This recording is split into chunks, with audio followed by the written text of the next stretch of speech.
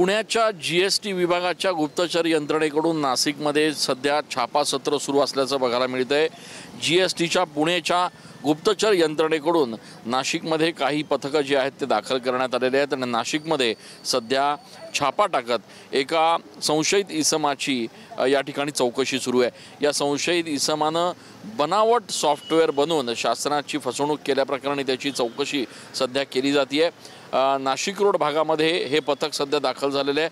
नाशिक रोडमध्ये राहणाऱ्या या तरुणाची सध्या चौकशी केल्यानंतर त्याच्या घरी झडती देखील घेण्यात आली। या झडतीमध्ये या पथकाला सध्या एक रिव्हॉल्वर आढळून आल्याची देखील माहिती सूत्रांकडून मिळालेली आहे।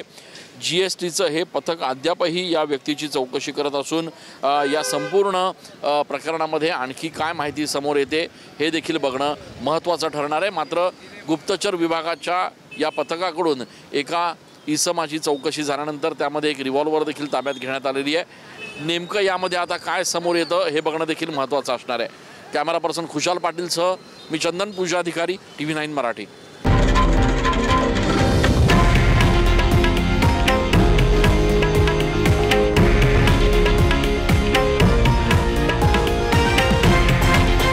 हे आहे देशातील नंबर 1 न्यूज नेटवर्क आणि आपण पाहत आहात TV9 मराठी, एकमेव।